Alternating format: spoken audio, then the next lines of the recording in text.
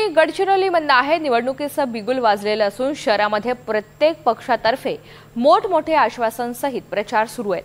परंतु ग्रामस्थांच्या मनात नेमकं काय सुरू आहे, काय समस्या आहेत, खरंच त्यांच्या समस्यांचं निराकरण होणार का? ग्रामस्थांशी चर्चा करून या सगळ्या बाबींचा आढावा घेतलाय आमचे प्रतिनिधी मनीष रक्षमवार यांनी। पाहूयात।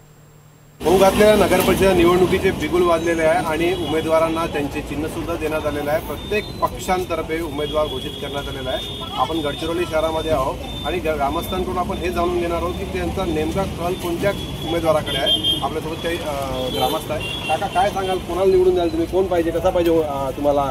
नगराध्यक्ष कसा पाहिजे? आम्हाला नगराध्यक्षपद हे महिलांसाठी राखीव असल्यामुळे आम्हाला महिलांवर विश्वास आहे, पण महिलापेक्षा त्यांचे पती जास्त नगरसेवक नगराध्यक्ष जो पतीच्या नावावर हा पतीच राजकारण करत असतो। आणि या विकास पुरुष म्हणणे आहे फक्त महिलाला घरची बाई किंवा इतर समजून आपण राजकारणामध्ये त्यांना आणला जातो। आणि नगर परिषदेसाठी महिलाचा अभिनंदन आम्ही करतो। तर तुम्ही राजकारण, तुम्ही समाजकारणामध्ये येऊन तुम्ही अभिनंदन करण्याजोगी तुमची बात आहे, म्हणजे विचार आहे तुमचे, ते विचार नक्की जुळले पाहिजे महिलांमध्ये। पण महिलाचं राजकारण करताना आम्हाला दुःख वाटतो तर त्याचे पती का समोर येतात राजकारणामध्ये, तेच का नगराध्यक्ष राहतात, तेच नगरसेवक होतात। आणि स्वच्छताचा विषय आहे, या नगर परिषदेमध्ये स्वच्छता बिलकुल गंदी स्वच्छता आहे। कुठंच नाल्या साफ नाही, कुठं रस्ता नाही, कुठं कामगाराचा प्रश्न आहे, कुठं आरोग्याचा प्रश्न आहे। शहरामध्ये लाईट नाही, इतकी वाईट परिस्थिती या शहरामध्ये आहे।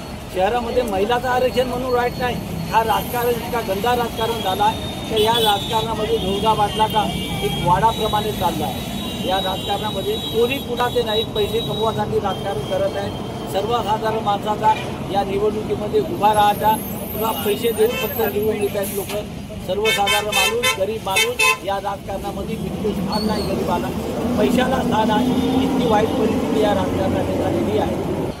एकंदरीत ग्रामस्थांचं सांगणं आहे की मत कोणाच्या मनात काय मत हे सांगता येणार नाही, पण निवडणूक झाल्यानंतर ते लक्षात येईल। कॅमेरामन सह मनीष रक्षमवार, NDTV मराठी, गडचिरोली।